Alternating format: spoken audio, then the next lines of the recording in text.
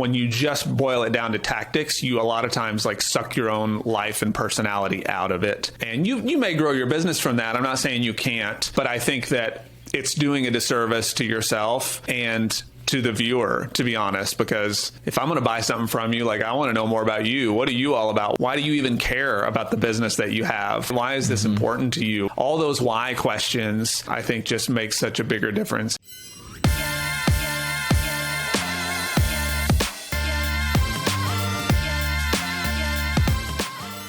Hey everybody, welcome to another edition of the Videocraft Show presented by Video Husky. I am John Santiago, your host, and each week I interview content creators about their stories, strategies, and experiences of building an online audience through video. Now, making a living as a creative doesn't have to be so hard. That is the message that this week's guest on the Videocraft Show presented by Video Husky is championing. Lennon Bone is a creator and YouTube strategist. And in 2019, he joined Tim Schmoyer, who was, might I remind you, a guest on this podcast, episode 16 of the Videocraft Show, over at Video Creators. And since then, he's helped fellow creators, small business owners, and brands multiply the growth of their channel in a matter of months. Lennon has also built and monetized a small but loyal audience on YouTube, where he shares his musings, insights, and learnings on business and creativity. As a former professional musician,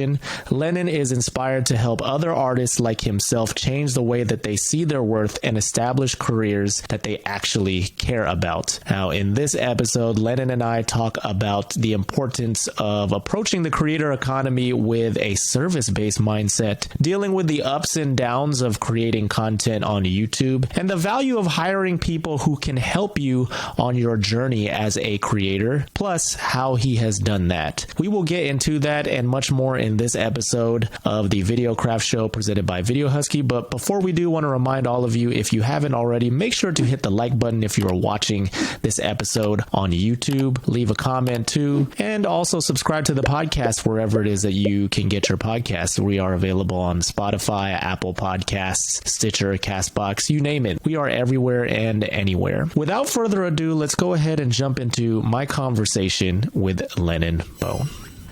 Lennon Bone, thank you so much for joining me on this episode of the Videocraft Show presented by Video Husky, man. It is a pleasure to have you on. Oh, it's all my pleasure. Thanks, John.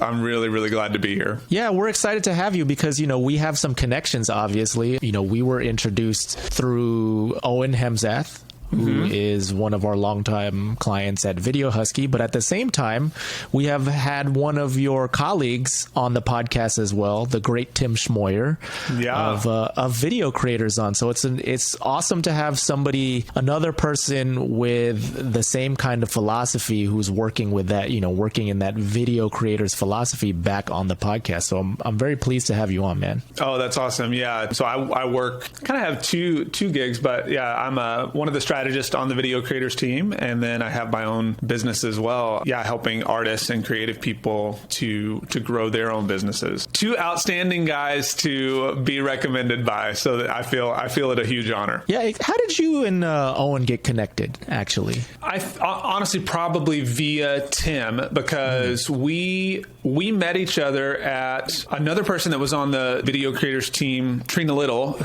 so she and I went when she was doing something through TubeBuddy. I went with her when they were doing like a live thing at Social Media Marketing World. And so I met Owen there because he was on that. And then we kind of reconnected through Facebook and figured out, oh yeah, like we met at this thing. And so, yeah, I mean, this world, I've realized like the more you get into it, like the smaller it gets, the fast, it just so quick, like gets super small. Yeah, no, I feel that way too, especially starting this podcast. I feel like, I reach out to a lot of creators who I think probably have existing relationships with each other.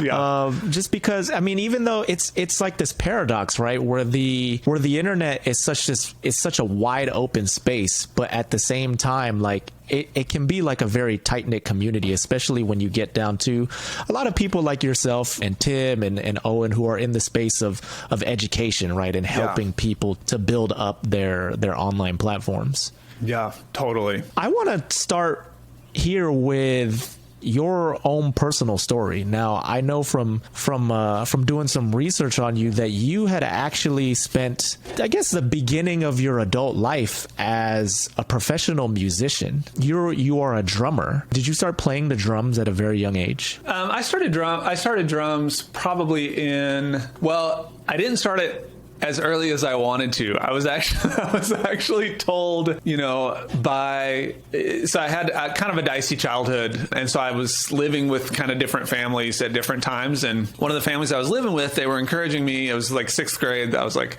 I want to do drums. And they're like, I don't know if you want to do drums because you're just going to play a snare drum in like some concert band thing. So they're like, honestly, you might pick another instrument. And I was like, okay, that's fair. So that I was a trumpet player first. Okay. And I actually toured if anybody out there is familiar as like a super band nerd in something called Drum Corps International, DCI, which is like professional marching band kind of thing. So I did that in the late 90s, early 2000s, toured all over. That got me the touring bug. And at the same time, I would go home and play drums in bands, and then so I was playing like trumpet doing this thing, and then would go home and play drums. And at some point, I was just like, okay, I want to be on the road. This is like my thing. And so long story short, I spent about 10 years touring with one specific band and have done a few other kind of gigs on the road with other groups as well. When I left that, we had just had our first kiddo. And so I went into doing production. So I was doing audio production for regional bands and doing songwriting for essentially companies like Epidemic Sound. So I did some composition work for Premium Beat, which is a subsidiary of Shutterstock, and then was doing other commercial things and landed a co-write with this gal who's named K-Flay, who went on to be a Grammy nominee. And so what was crazy about that is I was just a big fan of hers, and I had this idea and I sent it to her, and that song ended up making me a year's salary. And wow.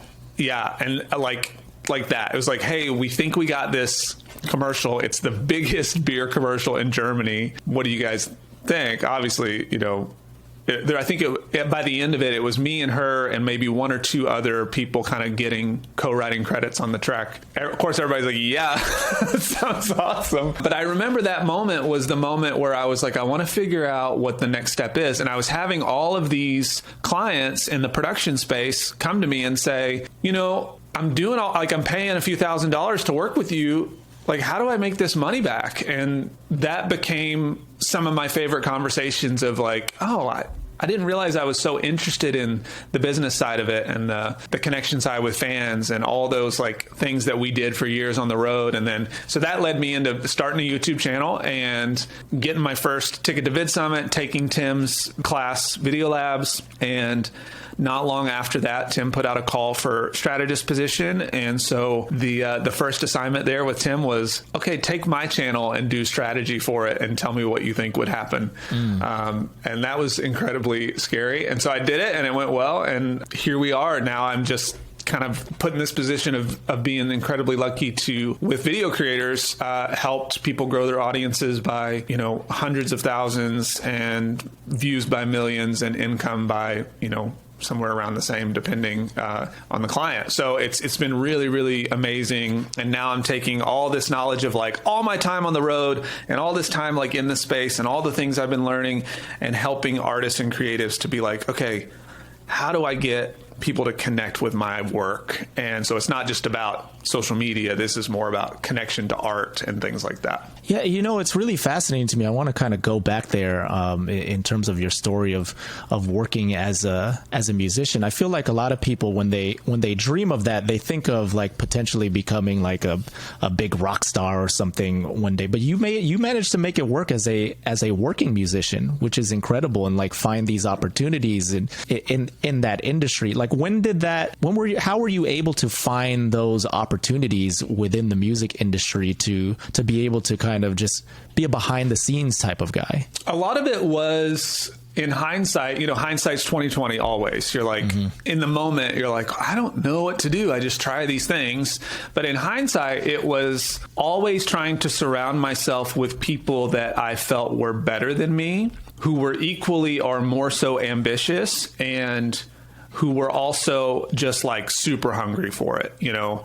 And so what I would find, and the fortunate part of being on the road is that we would, depending on the group, you know, we would spend anywhere from like 3 or 4 days with a group to 2 months. And so we would develop these like really strong relationships with other people. And so on the road, you know, for instance, one of my buddies, he and I just made a record on our phones, and like, you know, that created this cool connection. And then we would keep in touch. And then some other friends of ours would like be working on this, like they were coming up and literally open for our band. And now these 2 gals sing with Roger Waters as like his backup group, you know? So there's like, you just see that. And that's what I try to teach to people too, is that we're often looking to the biggest person, and it's like, look at your peers that are really ambitious, because 9 times out of 10, those are the people that are going to come up, and they're the ones that are going to offer you the job. And so it was the same, like the Shutterstock Premium Beat thing was a buddy that got the supervisor role there. There was other gigs where it's like, hey, Lennon would be great for this. He's a great hang. He's got, you know, a good work ethic, does good work. So it's like a lot of those things were just like, how do I surround myself with people that inspire me and keep pushing me forward? Yeah, and just keep trying. I while I was afraid, I was also still willing to look like an idiot. So it was like, if it bombed, you know, and I tried for something and it didn't work, I was still okay with that, because I felt like that still usually introduced me to somebody or put me in some position. So yeah. How did you develop that mindset? I imagine that is something that you probably have to deal with, or you probably coach a lot of aspiring creators or current creators to kind of embrace a similar kind of mindset of just not being so afraid of looking like a buffoon sometimes when it comes to creation, because not everything is going to hit, right? Right. Yeah. After having done a lot of work with my own coach, my driver was proving. I was always trying to prove something to somebody, which now I know what turned out to be a really unhealthy thing. Because as I got into this period in my life now where things are going really well, and I you know, like all those things were me trying to like, F you guys, you know, this boss that said, you'll never do that. Like, people just don't do that. Or, you know, my dad over here saying like, just be careful. Cause my dad was also a musician. So he like had this, like, wanted to be like, maybe you shouldn't do this. And so all these stories built up to where I was like, no, you guys, I'm going to freaking do this thing. And so now what I coach people on is like, proving is never a healthy thing. What's the real driver, you know, for you, and how do you find a healthy driver? Because what happened to me is I ended up having kind of an identity crisis coming out of that, and feeling a lot of like weight, honestly, of like, well, if I'm not doing this, who am I? You know? And I realized like, oh, it's not about that. Like, that's not my identity. I'm not like, what I do is not who I am ever, you know. It's just a bit of what I'm fortunate to do to serve people every day. And again, in hindsight, I see it as like, if I would have come from a service mentality as opposed to, I'm proving this is about ego, I probably would have enjoyed it a lot more. Yeah. So. Yeah. I hear you, man. I feel like there's so much of that in people where they have this chip on their shoulder where they want to prove somebody wrong. I mean, did you watch the Last Dance documentary, Michael Jordan on ESPN? I'm on episode 3. I'm on episode 3. Yeah. Yeah. I mean, if you when you finish that documentary, I mean, Michael Jordan is like the ultimate guy who was just like, you said this about me and I'm going to prove you wrong. And you can see that it can get results. I mean, he won 6 championships. He became, you know, arguably the greatest basketball player of all time, but it comes at a cost, right? Yeah. And I think that we all have to that's where there hasn't really been that much guidance out there, where there are people like you saying, hey, you don't have to pay that cost in order to have success. If you want that kind of success, then this is what you're going to have to pay. But a lot of people, I think, for the longest time felt like, I need that edge in order to reach whatever heights that I want to reach, you know, in my life. Yeah. I had a client say today, because I made a reel about like things that creative people are afraid of. And it's like, They're afraid of not making money, but they're also afraid to ask for money. They're afraid of like people never seeing their work, but they're also afraid of like learning things that would get people to see their work, and then people thinking that they, suck. So there's like all these like things coming against each other. And when I posted that, a guy wrote back and he said, hey, that's just the price that we pay for the life that we've chosen. And I said, we don't have to pay that price.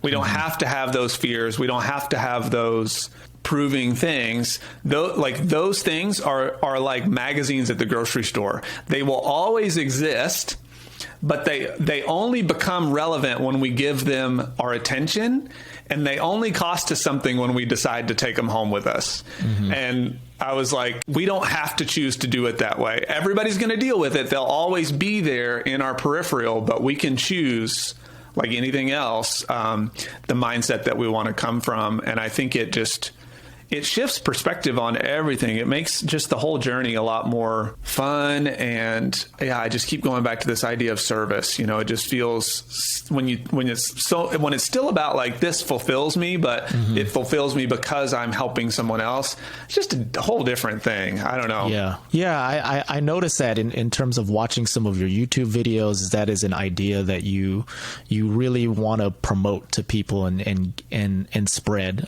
the idea of service. And a part of me wonders, and I feel this way too, is that when you think about serving others, it becomes less about what you can get out of something. So then you're not so much in your head about yourself. And I feel like when we're so constantly like thinking about ourselves, that's when we end up having nervous breakdowns or being worried and being concerned about things. I mean, I constantly go through that all the time, even in terms of like preparing for this podcast, when I'm thinking about like, what questions that do I want to ask? Like, I don't want to look like an idiot, but at the same time, it's like, focus on the guest. So what I try to tell myself. But yeah, I wonder if that is something that resonates with you. Totally. It's a situation where I even had to be reminded of it recently, where I was thinking so much about like, what's the creative thing I'm going to do in my content now, or in my channel, or in the things that I'm making? Because I'm missing some of that. Because when I was talking about that identity crisis thing that I kind of had, the reason that happened is because my relationship with music and art and all of these things changed, because it used to be this thing that was an escape. It used to be this thing that I went to say like, this world kind of sucks, so I want to get out of that, and I'm going to go here to escape that. Now this world feels really good, and so I don't need that escape anymore.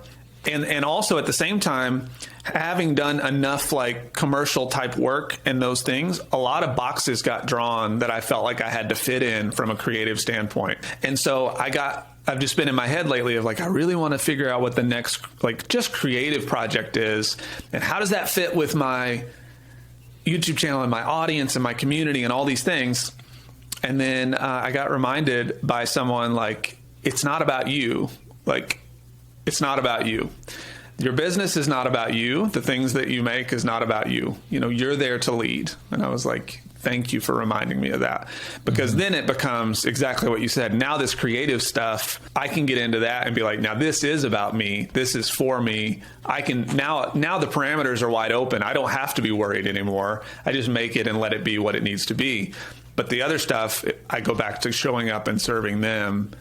And then both things can coexist without this feeling of like, I got to cram them together, and so I totally resonate with that idea of, always having to recalibrate our minds to say like, okay, it's all good. We're going to make this work. Yeah, it's still difficult though too, I imagine, Lennon, right? To remind yourself always. Of that, because you theoretically like, this is what I should be doing, and as in your work that you do in video creators and coaching people, you tell people these things, but often sometimes it's hard for us to take our own advice, right? Yeah, I mean that's why I've hired a coach of my own, because I'm like, I need somebody to keep me in check too. Absolutely. So Lennon, I want to go and talk to you also about, your experience working with video creators and linking up with Tim. Now you mentioned that you guys linked up, you guys first connected at Vid Summit.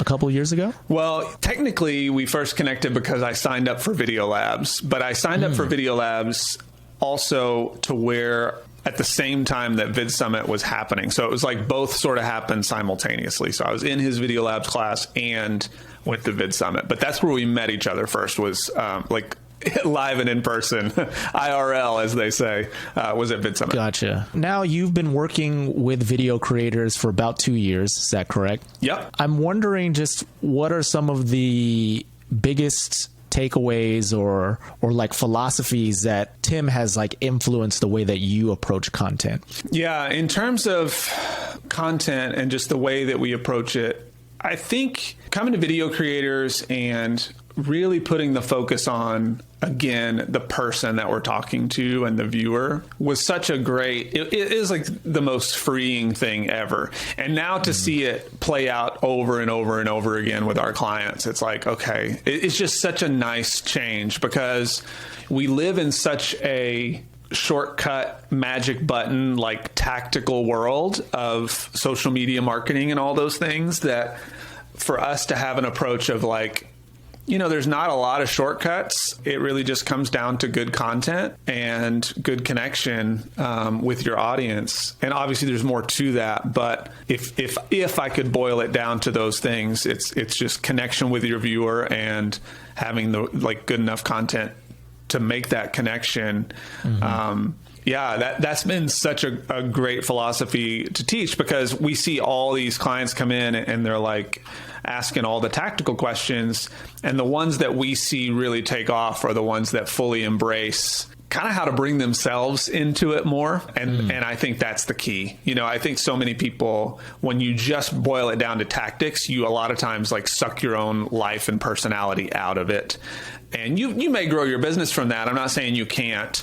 But I think that it's doing a disservice to yourself and to the viewer, to be honest, because if I'm going to buy something from you, like I want to know more about you. What are you all about? Why do you even care about the business that you have? Why is this important to you? Why, all those why questions, I think just makes such a bigger difference. It's the difference in me. It's like Seth Godin says, when somebody comes, when somebody says that they want to go to the hardware store to buy a 1/4-inch drill bit, they're not buying the drill bit, they're buying the hole. And they're not buying the hole, they're buying the shelf they're putting on the wall. And they're not even buying the shelf, they're buying the feeling that they get whenever he builds the shelf and like all the stuff's where it needs to be and his wife comes in and gives him a kiss on the cheek and he's buying that sense of accomplishment and pride. It's that underneath thing. And when you can express to your audience what that underneath feeling is that you're trying to offer them and why that matters so much to you, I just think it's a game changer. So tell me more about how you guys train people to be better at connecting with their audience. Well, I could tell you, but there's an NDA here, so no, I'm just kidding.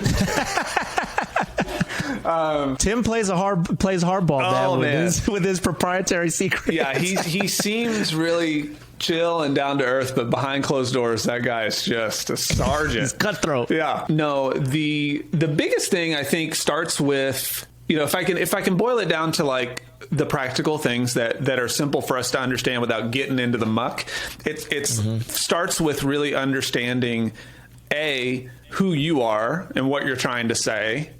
Because a lot of people don't even really know that. They're like, I have a thing, I do this thing. And the thing is great, right? But as our buddy Jeff Barch says, like, what's the thing under the thing, So starting with that and then choosing your audience to say, okay, does the audience that I want to serve fit into this thing that I do? So really honing in on that target audience. And then we do a lot from like the primal branding, Patrick Hanlon's primal branding codes, which is, what's your creation story? Who's the leader? What's your lexicon or the words that you use inside of your brand? What's your rituals? All those kinds of things that get people to kind of connect. And when we look at those, a lot of people, I think, would look at those and say, I have to assign something to them. So if I was like, what are your rituals? You'd be like, oh, well, okay, I got to make up a ritual. Like maybe I can just like high five myself and that would be big enough, But what I'm saying is like, what I want to look at is, what are the things that you already do? Let's just highlight those more rather than trying to go and create something. Let's go deeper into just who you are already as an individual. And when I look at something like rituals, it's like, what do you do with your buddies that is kind of an inside joke that maybe goes a little too far and other people wouldn't quite understand? Do that on your channel. Like, how can you bring your audience in on something like that? So for me, it's about, how do we just help people get out of the weeds, take a 30,000 foot view and say, like, let's just look at what you are and who you are and like pick the best things out and just highlight those more. That has to be very difficult though, right? Like at first, because I'm assuming like it just brings up, there's a lot of psychological issues that somebody might have to overcome when it comes to being themselves in front of a camera or in front of a crowd. Yeah, I mean, I think it's why a lot of people don't take that approach. You know, I think it's a lot easier to say, go do A, B, and C and good luck. You know, I just think that that's true. And there are a lot of things that come up and, you know, within our course. So like in Video Labs, for instance, it's an 8-week course. We only allow 20 people in there. So we try to keep it small enough that we have the time to kind of touch on some of these things. And, you know, but that's some of my favorite stuff, is like getting in the weeds with people and like hitting some of those things head on and just trying to figure out what that is. And with some people, yeah, it doesn't happen right away. Actually, with a lot of people, it can take time, but I think that's that's the hard work a lot of people don't do. And I think that's the hard work that allows somebody to be able to play the long game, because now they're no longer trying to fit into somebody else's box. They're like creating their own boundaries and saying, like, this is truly what I want to be and who I'm trying to like speak to.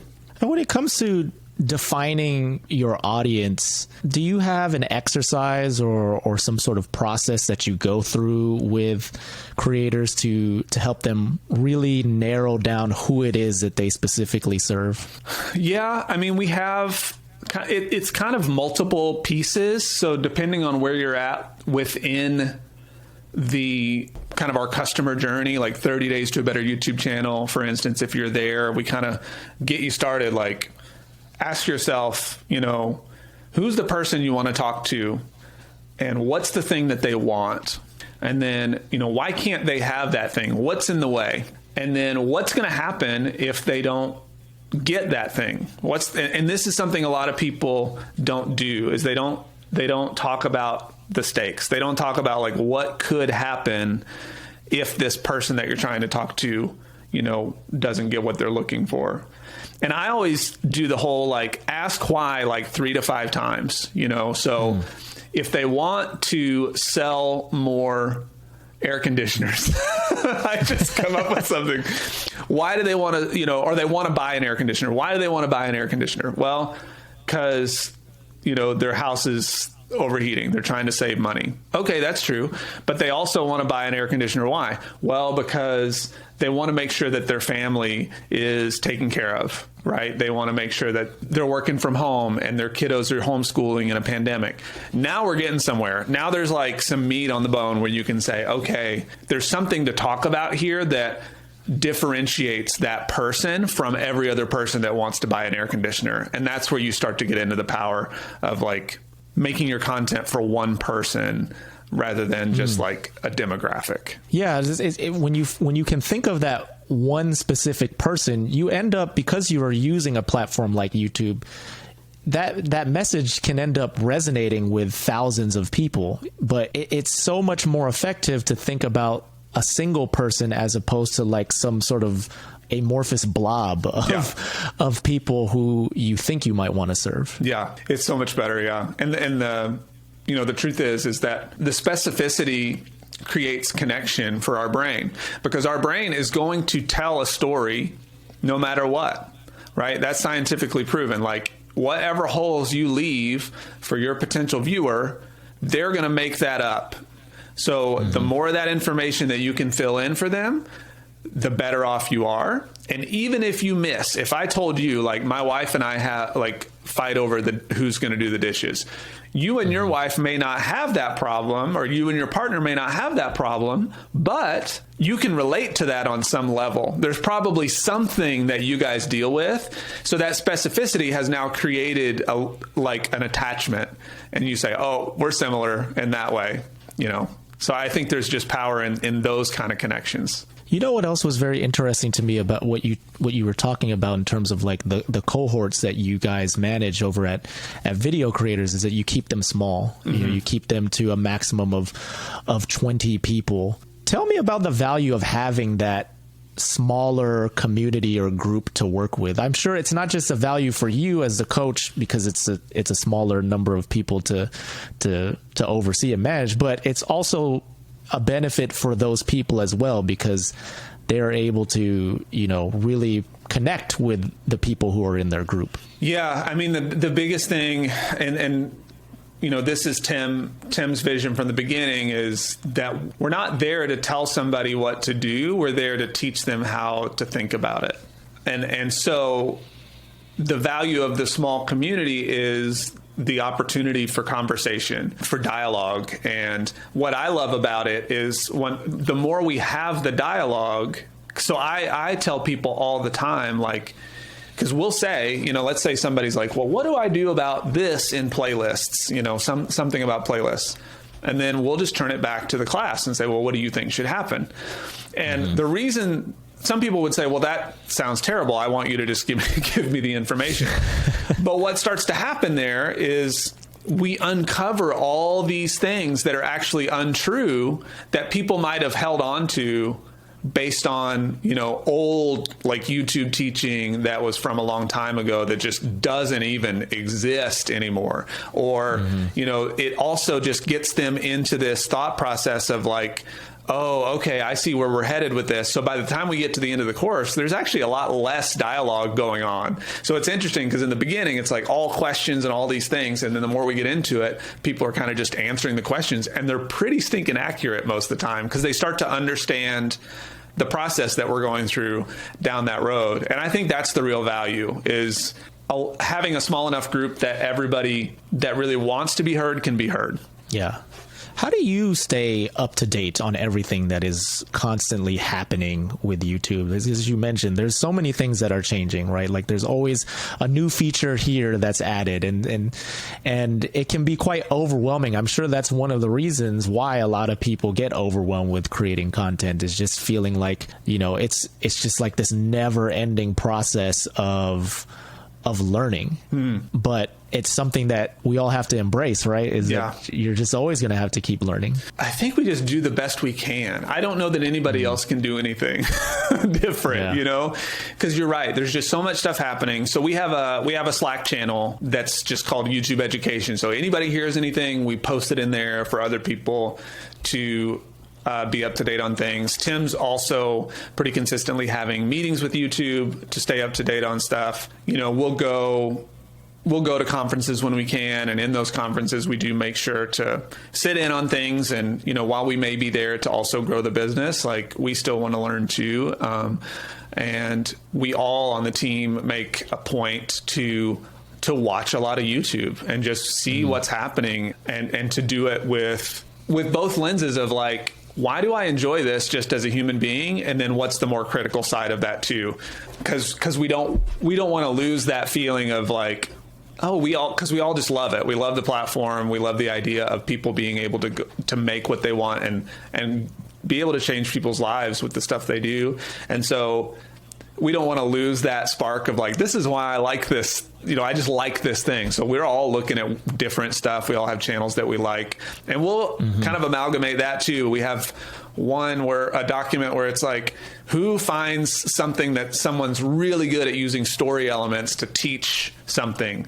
So rather than tutorials, like, how are they using story to teach? And so we have a document where everybody can kind of add to that. So we're always just looking for ways that as a team, we can lean on each other to just try to stay up to date on everything that's going on. I like to jump around in different areas based on where the conversation is going, and I kind of still want to go back to even your own story here of your path to going from a musician to now essentially a YouTube strategist, a YouTuber yourself, a YouTube coach. When was the point in time where you felt like, hey, I'm gonna go and make a commitment into this world of content creation? I mean, when I made a commitment to it, it was when I was doing production work and having clients just like say, oh, I need to make this money back, and feeling like if I can teach and empower people to be better with their business mindset as artists, that was amazing to me, and my own personal audience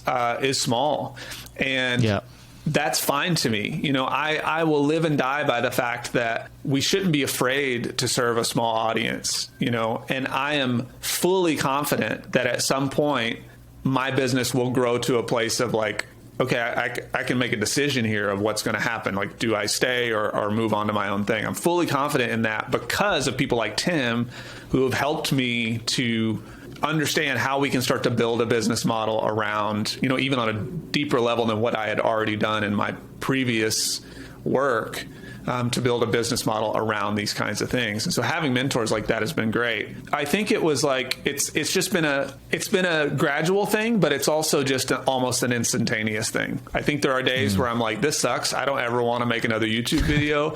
Like, could a cooking channel do something original for once? Like there are times where I'm just like over all of it. But then something happens where a client is like, the way you talked about that completely changed and I'm so much more excited. Or somebody like sheds tears in a Video Labs class and says like, oh my gosh, I needed this to come out of, like, I've been stuck for 6 months and I'm finally going to make my first thing again. And I'm excited again about this. It doesn't feel like I have to do what I don't want to do anymore.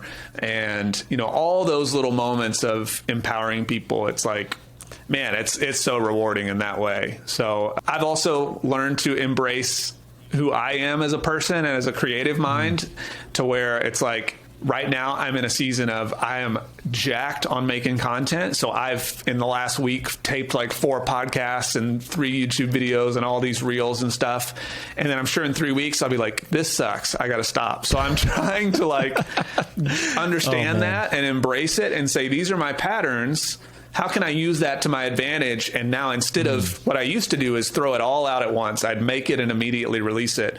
Now I'm learning to batch that, stick it away, and save it for those moments where I have, my dry spells. And that way it keeps moving as, when I need it to. Man, yeah, that resonates a lot with me in terms of having those seasons, right? Yeah. And I think that's one of the biggest challenges of like being consistent when it comes to content creation, is that there's just going to be moments where you're like, I don't really want to do this. Yep. Like, I'm tired of it. I can't. And mentally you're just spent, but figuring out how to be smart and effective with how you're using your time, and not necessarily going the route of like, hey, I have to do this every single week. It's interesting. This brings up something that I know that you have mentioned in your videos, is this concept of obligation breeding resentment. Yeah. Where did you first hear that? Where did you learn that concept from? From my coach. Her name's Lennon Bone, and so she's my life coach / business coach. And so we were working through some stuff, and a lot of it had to do with building my own business and what I was trying to do. And I felt that obligation of needing to make something. And she's like, well, can it work? What's your goal? And I was like, well, I need to make X amount of dollars by this time. She's like, okay, well, do you have to make content to do that? I thought I did. Maybe I don't. Oh, okay. And then it's like just finding all the things that you need and stripping them away. Again, going back to that 30,000 foot view and saying, like, a lot of times the obligation from a creator perspective is built based on other people's expectations. So if we watch, and, I just put out a video about Gary Vee and a lot of his thoughts. I love Gary. Gary's one of the reasons I also started this. Like, I'm a huge huge, like all the respect in the world. But there's a breakdown in a lot of his philosophies based on interpretation. People hear like document over create, or they hear just pump out all this stuff, make all these things, and they don't understand or think about like that. We don't need to feel obligated to that if that's not the goal. There are other avenues, and we start to build very like singular focused roadways when we have all these other opportunities around us. And so I've just tried, anytime I feel obligated, I've just tried to take a step back and say, why do I feel obligated to do this? And how do I take that obligation away? And that's gotten into me hiring an assistant and an editor recently, and just getting to a place where it's like, okay, these are the things that make me feel that way. I want to give them to somebody else so I can just do the stuff I really love and try to be able to show up more consistently for my personal audience. Yeah, and that's a tough thing too, right? Is like knowing when to let go of certain things. When you, as a creator, right, like you're so in control of the process because you're the person who is filming yourself. You are writing the copy for your YouTube descriptions, your titles, and then editing everything yourself. And then, you get to a point where you're like overwhelmed, but it's hard to let go. Yeah. I'm really curious about how you were able to figure out when it was right for you to hire, and what qualities were you looking for in people to fill those roles that you have, like as an assistant and now as a video editor? I'll say that I've hired people along the way on multiple levels, and up until now they were all failures. So I think it's just like anything else. Like, two rules I've learned to live by. One is no decision we make has to be permanent, because we all live in this spirit of like, well, if I hire this person, it's forever. And it's like, no, it doesn't need to be that. It's like if I make this course, I'm going to have to take care of this thing forever. No, like, you can delete it. It doesn't need to be that life or death, And then the other side to that, and this is something that Tim actually taught me. He does this so well, which is just to give trust to people. I think in the beginning, I would want somebody to help, but it was as much my fault as theirs, because I created a culture of feeling like I had to be right there next to them all the time, like telling them every little detail, as opposed to giving them the freedom to make some of the same mistakes that I would, and just letting it kind of be, and looking at it objectively and saying, okay, they're not very good at this, but they're really freaking good at that. And I can get I could actually use that also. So being able to just take a step back and not just see the weaknesses, but also see the strengths in someone. So I've learned a lot of that stuff the hard way. I did a number of hires I did a local hire through Craigslist that didn't go well. I did a hire and that was a number of years ago. And then I did 2 hires, maybe even 3 hires through onlinejobs.ph. And those were good, but I found that the people that I hired were a little too meek. Like, I needed somebody that was going to step in and hold me accountable to what they needed. Right. Right. Because if I'm working on my business, then my brain's not going to be thinking about them all the time. So they have to be strong-willed enough to say, dude, you promised me this thing. Where are you right now? And me being, okay, yeah, you're right. I'm sorry. Here it is. So I ended up finding my assistant through, I've gone through Chalene Johnson's Marketing Impact Academy. And, I love Chalene. She was actually the first person that I heard say, like, hire before you're ready. And so that's the reason I did it. And so I met my assistant through her course. So somebody in our community there that was like, somebody said, hey, anybody know any virtual assistants? And this gal was like, I'm one. And I immediately DM'd her. I was like, talk to me. What do you do? And she charges more than I wanted to pay. And it freaked me out. But what I immediately figured out is, like, she does everything in half the time everybody else did, and twice as good. So it was worth the money. Yeah, that's the thing. I think sometimes people get so caught up in price, but they don't necessarily see what time they'll they'll gain from hiring someone. Yeah. You know, like if somebody like your assistant is more expensive than hiring another person, but you now know that this person is going to give you 3x more time in terms of productivity, I mean, it makes it worth it, right? 1,000%. And to that point, we will often, there's so many gray areas in the way that we create and whether it's content or business structures or any of that stuff, there's so much gray area there where, you know, you may say, oh, it only takes me 4 hours to edit a video, or it only takes me 4 hours to do all these little administrative details. But what you're neglecting to count into that time is all the extra time that gets taken away every time that distracts you from something else. And when you take away what I can't think of his name now, the director that did like Twin Peaks and all that stuff, he has a book called Catching the Big Fish. And David Lynch, yes.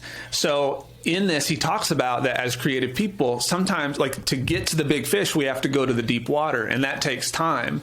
And so I've learned to realize that too, that every time a notification might come in from a client that I would have to think about, or all of a sudden, you know, finishing a consult and having to post that inside of my community. Well, what happens there? Well, I get into the community and then I'm distracted from that because a client needs this here. And all those little distractions add up, and it never allows me enough open time to go to the deeper water.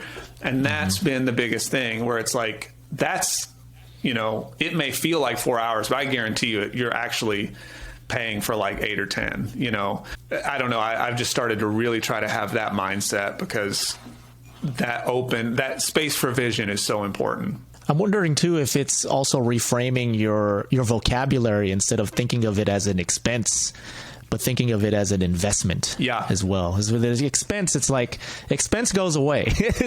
You spend money on something, you don't necessarily get it back. Maybe you get the experience, you get to have the memory of the experience or whatever it is that you buy. But with an investment, there's this idea that, hey, I'm putting this money in and it's going to eventually grow into something else. Yeah, I think Rory Vaden calls it like time multiplication or time, I don't know, something, but he essentially says that if you spend 3 hours automating your bills, for instance, you may feel like, well, I don't have the 3 hours to spend on that right now. But in 3 months, all of a sudden you've made that time back, and now you're just getting free time. So when you start to have that vantage point of everything, where it's like, when I'm working on my business and my assistant is also working on my business, that stuff, like she's putting another 4 hours in. So that's compounded now.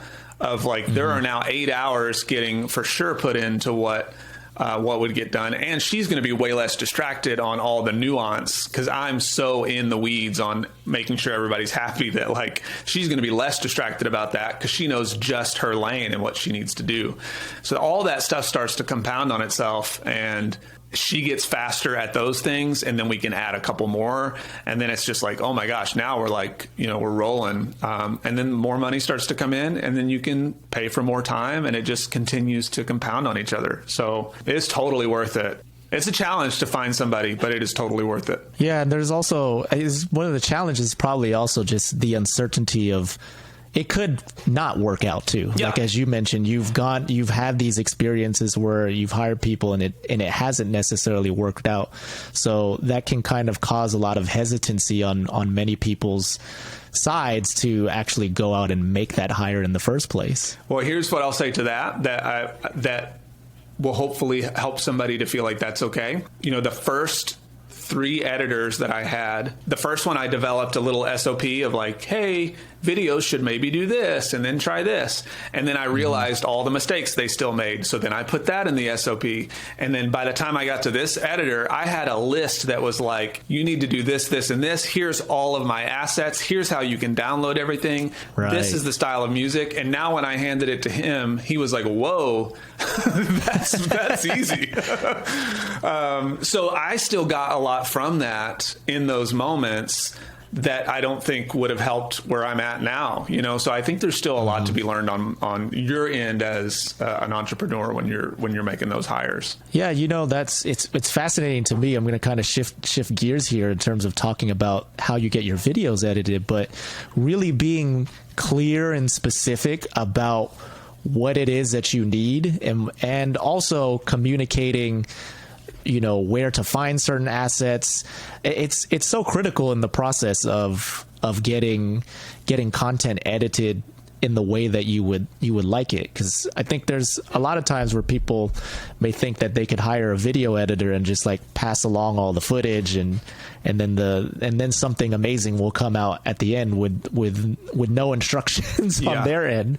So you've really like learned from all of your experiences the importance of being just very clear and specific about what it is that you're looking for when it comes to getting your videos edited. Yeah. And not only what I need, but what do they need? Because everybody's workflow is different. And I learned the reason I think I do this is because when I was doing a lot of like audio engineering and mixing for clients, I learned the hard way that, okay, I'm going to get you're going to get 2 revisions max at this price. And then every revision on top of that is going to be this. I need these kind of files. I need this from you by this point. So as their mixer, like these were the things that I needed. So I always go to whoever's going to help me with editing and say, like, what do you need from me? What's your workflow? Because I also know that me saying I need videos by Tuesday, most editors are going to, they may not be able to do that easily. So it's going to, in the long run, it's going to cause a bottleneck. So I'd rather say, like, what works best for you with your other clients for us to make this consistent? And I've found that the easier I can make it on them in those communication areas and the stuff that doesn't really matter, like, I can post any day of the week. It doesn't really matter as long as we just get consistent on it. Those kinds of things have helped those relationships too. So, Lennon, I also want to ask you about, talking about balancing your business that you're building up along with the work that you're doing at Video Creators. What is your approach to managing all of these things? And also you also have a family too. I mean, I know that you have kids, you have a wife. I mean, how do you stay organized and keep your head level throughout all of these things that you're working on? Well, I had a panic attack last Sunday, so I don't know that I keep my head too level. Here's what I try to do. I try to make sure, and I'm not great at this at all, but it is really about a mindset of, I have affirmations that I try to do every day. One of those is I have all the time in the day that I'll ever need to get done what needs to be done. I have all the time in the day to get done what needs to be done. Because there's so much stuff that doesn't really need to be done in this very moment, but I hold it at such a high regard. Yeah. And that helps me to sort of step back and say, okay, while I could go another hour and finish this video, that would be great. But what does that do? Well, it really only puts me in a position of like, oh, well, now I could like start the next video. I think it's the sounds like the disease of more. Have you ever heard of that concept? Totally, yeah. Yeah. It's like when you achieve something, then it's just like, well, what's the next thing? Yeah. And when you achieve that thing, what's the next thing? And you're just in this. It's a trap. Like it's this perpetual flywheel of just never being satisfied with what you have accomplished in that particular moment. Yeah, I had to tell myself that even yesterday. I was sitting down and I was feeling a lot of anxiety around like, oh, I have all this stuff to do. And I stopped myself and I said, I have money in the bank. I have coffee in front of me. I have a laptop and a frickin' Apple Watch and these beautiful kids and a wife and my own business and a boss that supports me to have that business. And we're not all so lucky to have what I have. But in our own scenarios, it doesn't matter who you are.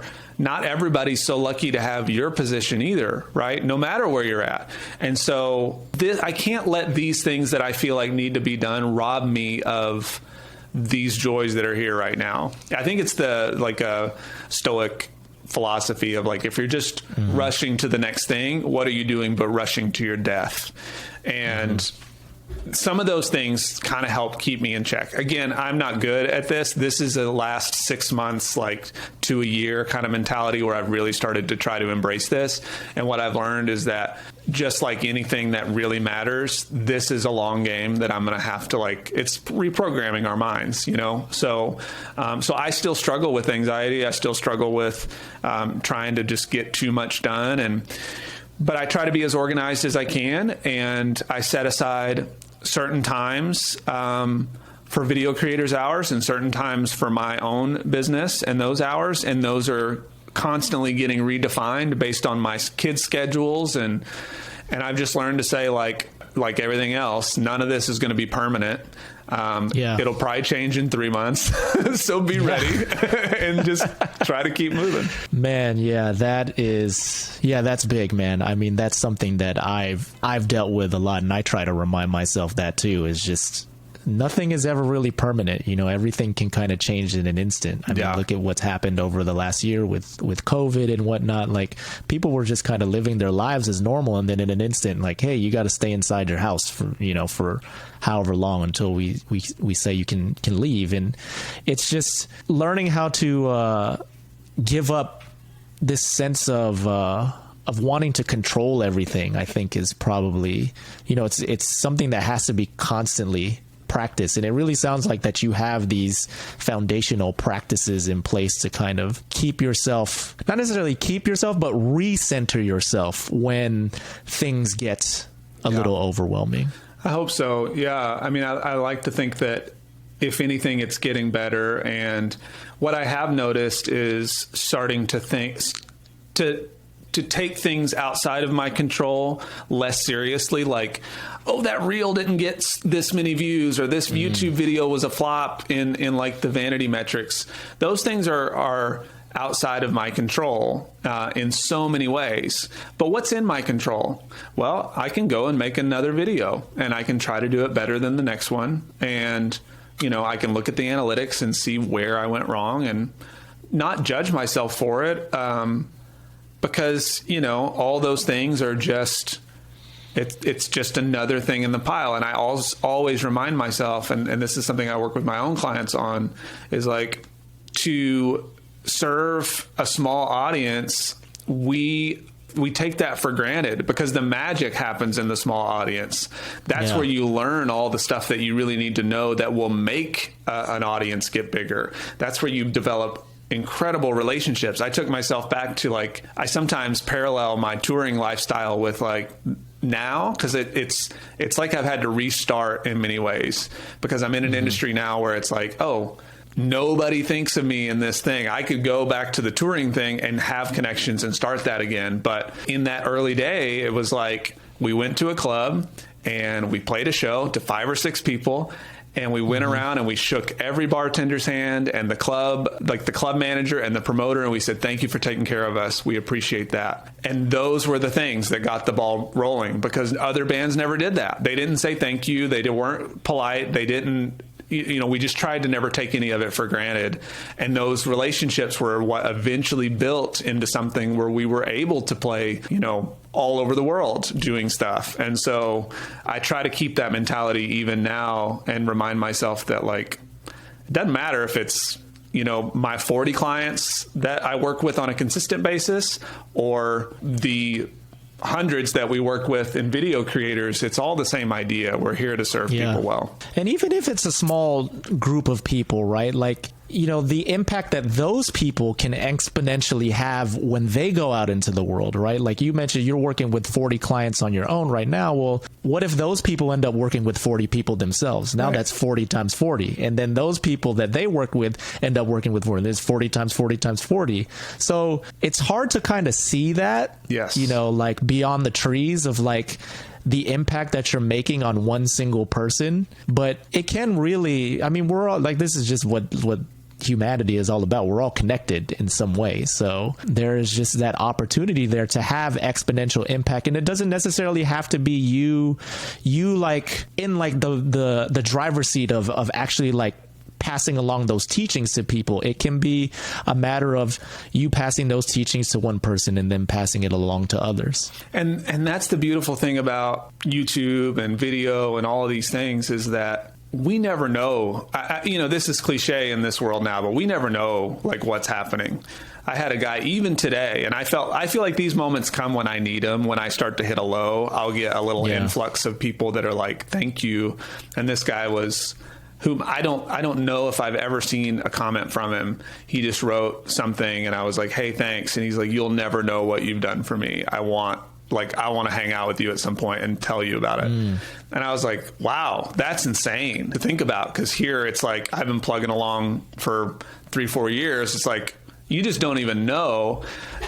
If you're familiar with like Lil Nas X, like that dude commented on one of my videos that had a ton of views. I did the math. It would have been before, and I'm not saying, whatever, don't hear this the wrong way, but it was one of those moments where when we did the math, it would have been just before he started to blow up and have his success. Mm-hmm. And it's the same kind of thing. You would never know who's watching at what time and if that played any effect on them or not. And it's not about me trying to gain that clout. It's just about saying like, we just never know. And that's the really cool part. I think when we keep that mentality, it's like, wow, what a fun thing to think. Like you said, I get 10 views on a video. Who are those 10 people? You don't know. Yes. Yeah, exactly. I think, and that's something I explore on this podcast with other creators too. And I've talked to big creators who have larger audiences, is I'm always kind of curious, like, do you get desensitized to, the fact that you're now reaching thousands and thousands of people? Some have, some honestly have, and it's because their benchmark before was, hey, we were doing 1 million videos in the past, and now I only do like 20,000 views per video. But others are the opposite. Like they are able to see that, hey, 20,000 people, that's like the size of a pretty mid-sized city. That in terms of like who I'm potentially reaching and influencing, and they're able to keep that in mind. And I think that's one of the challenges that comes with growing an audience, is like remaining. How do you practice that and keep that humility of understanding that, hey, I am making some sort of impact to influence people, whether it's one person or thousands of people. It's so true. And if you're given that value and you're doing it well, and then you can receive that value back. Because I know a lot of people are trying to build their businesses around what they do. And, it's a lot of it that keeps people from doing it is just the fear as well of like, well, it's not big enough yet for me to like try this thing or whatever. And what I love about Tim, he's a great testament of like having, what was it, like, I think he had like 3,000 subscribers or something on his channel and was making like 10 grand a month. Wow. Yeah. And I'll make, a good teacher salary off my side hustle, with only 7,000 subscribers on my channel, so it's like, there's opportunity there for all of us to give and collect that value and not see it all as this kind of dirty thing, which in this audience, I don't think people think of money as dirty.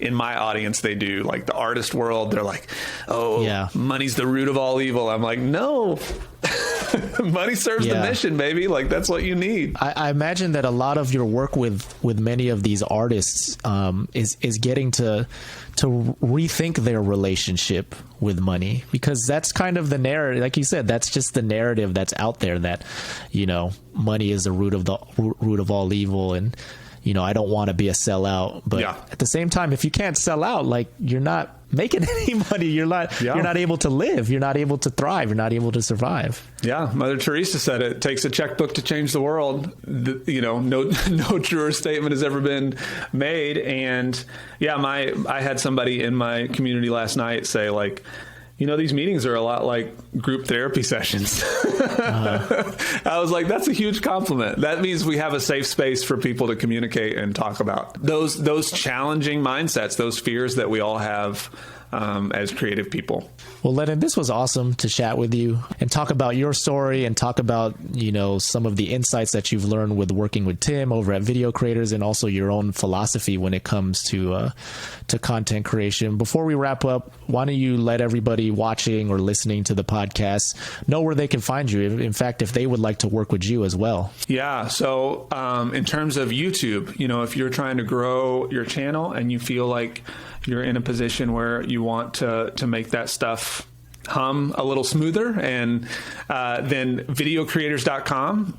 So I am in charge of our community management there, and also teach our Video Labs course. So you can work with me there, and also with, a number of other incredibly talented strategists. Our team is continuing to grow, and I'm just honored to be in some incredibly great company there.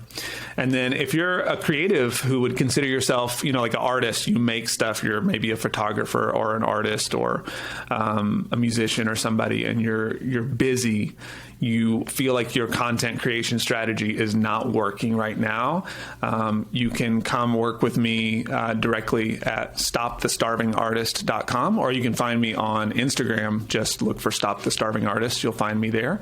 I have a training program there where the whole idea is that you'll learn business tactics as well as social media tactics, and we try to bake all those things in together to replace your current strategy so that you don't have to tack anything else on to your current situation. That's my goal, is I want busy people with regular jobs to be able to come in and replace their current strategy with something better. Awesome. Well, thank you so much, man, for joining me on this podcast. It's my pleasure. And I hear my daughter, so she... Okay, thank you, baby. So there's a sticker on the floor if anybody here needs one.